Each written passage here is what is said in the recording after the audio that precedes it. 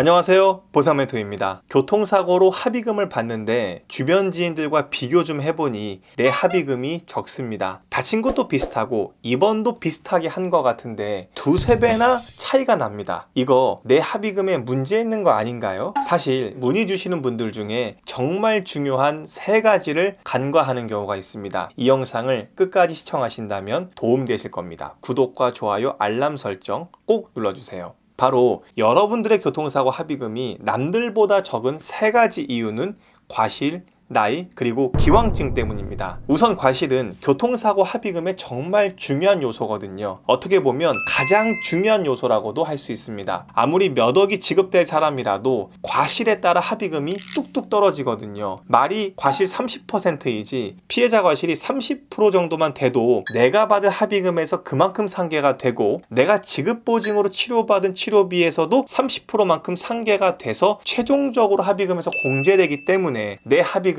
상당히 줄어들 수밖에 없죠. 두 번째는 나이인데요. 요즘 휴가철이다 보니 가족이 한 차량으로 동승하여 가다가 사고가 나서 10대 자녀들이 상해를 입는 경우가 있습니다. 그런데 성인만큼 보험사에서 합의금을 안 주죠. 또는 65세가 넘는 피해자가 상해를 입어도 역시 교통사고 합의금이 얼마 안 됩니다. 이건 나이로 인한 월 소득을 입증할 수 없기 때문입니다. 교통사고로 받는 합의금에는 휴업손해나 상실수익액 이런 것들에 소득이 무조건 반영되거든요. 그런데 나이가 20세 미만의 학생이거나 65세 이상의 무직이면 소득이 없기 때문에 합의금이 남들보다 적을 수밖에 없죠. 세 번째는 기왕증인데요.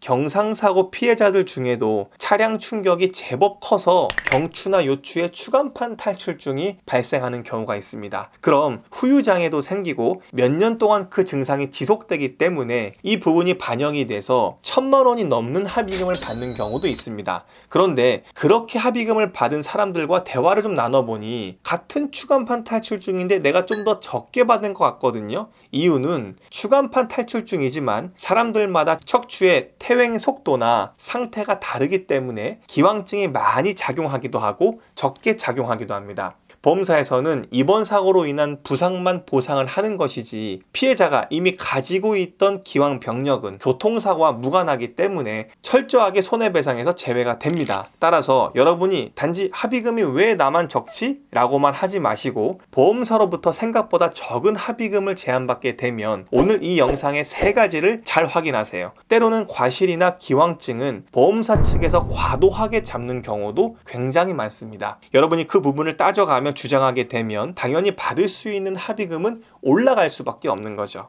저희는 또 다른 유용한 정보로 여러분들을 찾아뵙겠습니다. 감사합니다.